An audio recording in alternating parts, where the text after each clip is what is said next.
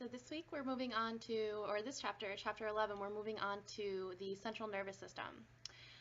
The central nervous system you can think of as the brain and the spinal cord.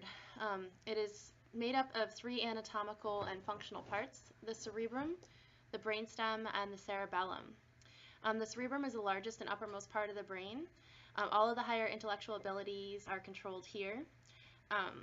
The brainstem is the part leading to the spinal cord, and then the cerebellum is a little ball of mass behind, below the cerebrum, tucked in the back there. So, sorry, not the spinal cord. I didn't mean to include that. The cerebrum, again, is the largest part of the brain, responsible for higher intellectual abilities, contains the cell bodies of neurons, and it's made up of several different lobes: temporal, parietal, occipital, and frontal, and it sends input to basal ganglia.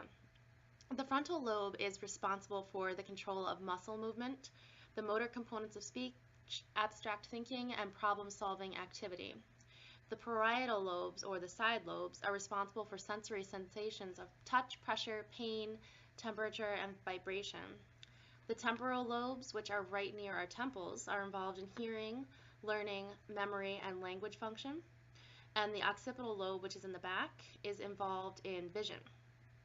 So the basal ganglia receive nerve input from the cerebral cortex, the cerebellum, and other areas of the brain involved in body movement. The main function of the basal ganglia is to help coordinate and regulate muscle activity. Degeneration of neurons within the basal ganglia that produce dopamine is actually the cause of Parkinson's disease. I'm not sure we're covering that chapter, but it is very interesting, so if you have time, make sure you read up on it. So on slide 6 is a picture of the cerebrum, which shows you all of the parts that we just talked about. Moving on to the brainstem. The brainstem is a general term used to describe the anatomic structures that lie under the cerebrum that are continuous with the spinal cord. The brainstem controls many body functions that are not under conscious control, things you don't have to think about. Slide 8 is a picture of that. Moving on to the functional parts of the brainstem include the thalamus, hypothalamus, the pons, and the medulla oblongata. The thalamus receives and evaluates almost all of the sensory nerve impulses from peripheral sensory receptors before passing this information to the cerebral cortex. Located below the thalamus is the hypothalamus, obviously hypo meaning below.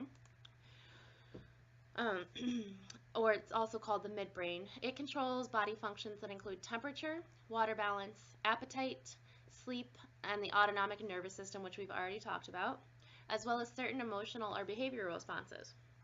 Below the hypothalamus is the pons, again, sensory and motor functions.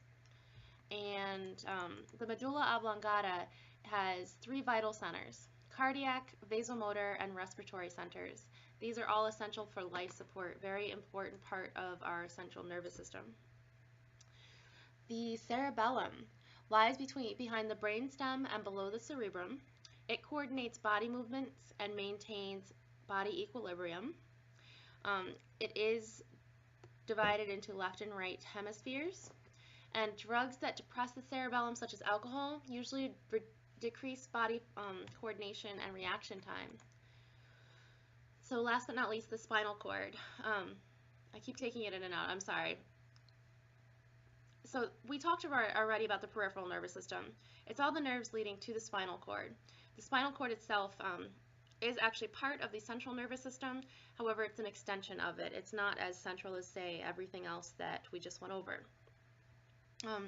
It's a collection of nerve axons that travel to and from the brain, and afferent meaning to, efferent meaning away, and it innervates all of the, so the spinal cord sends out nerves to all of the peripheral nervous parts, whether it's muscles or organs.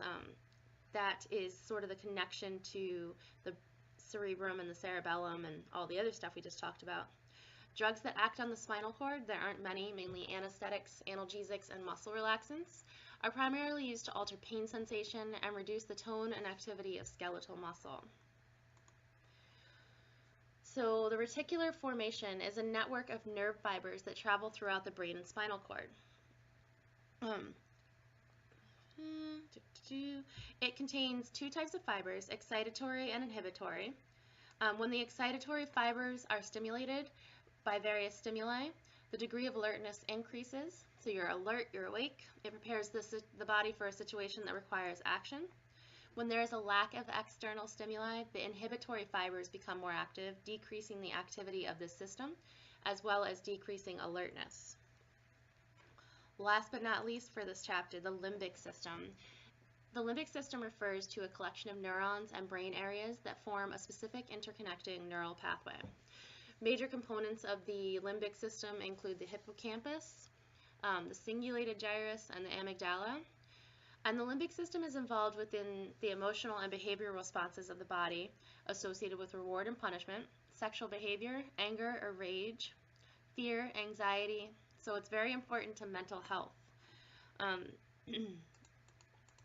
Other areas of the limbic system are associated with pleasant, unpleasant sensations or feelings and activities that affect these areas. Are likely to be avoided. So again, that negative reinforcement sort of thing. So that covers chapter 11, just a quick little review of the central nervous system, and we'll move on to chapter 12 in the next one.